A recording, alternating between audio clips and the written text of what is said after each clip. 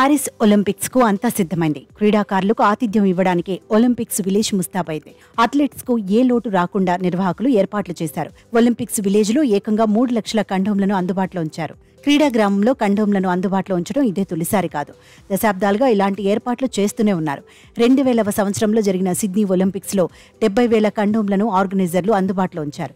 కానీ ఆ కండోమ్లు సరిపోలేదు. మరో 20,000 కండోమ్ల కోసం నిర్వాహకులు ఆర్డర్ పెట్టాల్సి వచ్చింది. ఆ తర్వాత నుంచి ప్రతి ఒలింపిక్స్ లోనూ 1,00,000 కండోమ్లను అందుబాటులో ఉంచుతున్నారని టాక్. గత ఒలింపిక్స్ లో మాత్రం కరోనా ఎఫెక్ట్ చూపించింది. అప్పట్లో క్రీడా గ్రామంలో సాన్నిహిత్యంపై ఆంక్షలున్నాయి. స్ట్రిక్ట్ రూల్స్ మధ్య టోక్యోలో ఒలింపిక్స్ నిర్వహించారు. కానీ ఈసారి ఎలాంటి ఆంక్షలు లేవు. అందుకే ఆర్గనైజర్లు కండోమ్ల సంఖ్యను పెంచారు. అయితే ఈసారి క్రీడా గ్రామంలో ఏర్పాటు చేసిన బెడ్స్ పై విమర్శలు వస్తున్నాయి. పారిస్లో ఏర్పాటు చేసిన మంచాలు శృంగారానికి అనుకూలంగా ఉండవని కొందరు వాదిస్తున్నారు. అథ్లెట్లు శృంగారంలో పాల్గొనకుండా ఉండేందుకే యాంటీ-6 బెడ్స్ ఏర్పాటు చేశారని ఫైర్ అవుతున్నారు. మంచాల సైజు తక్కువని బౌన్సర్లు సంధిస్తున్నారు. కానీ ఆర్గనైజర్లు మాత్రం క్రీడా గ్రామంలోని మంచాలు దృఢమైనవే అంటున్నారు.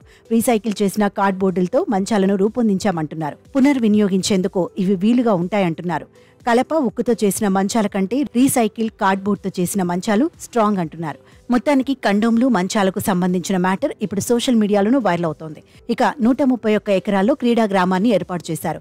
ఎకో ఫ్రెండ్లీ నిర్మాణాలే ఉన్నాయి. 82 భవనాల్లో 3,000 ఫ్లాట్లు, 7,200 గదులను ఏర్పాటు చేశారు. ఒలింపిక్స్ లో 14,500 మందికి ఈ క్రీడా గ్రామం వసతి కల్పించబోతోంది. ఒలింపిక్స్ విలేజ్ కోసం దాదాపు 15,490 కోట్లు ఖర్చయ్యాయి. ఒకేసారి 3,500 మంది భోజనం చేసేలా ఏర్పాట్లున్నాయి. రోజుకు 40,000 భోజనాలు అందిస్తారని తెలుస్తోంది. ఒలింపిక్స్ ముగిశాక క్రీడా గ్రామాన్ని మళ్లీ వినియోగించుకుంటారు. నివాస ప్రాంతంగా ఒలింపిక్స్ విలేజ్ ను వాడుకుంటారు. పర్యావరణ పరిరక్షణను దృష్టిలో పెట్టుకుని ఏర్పాట్లు చేశారు. అథ్లెట్లకు సకల సౌకర్యాలు కల్పించారు.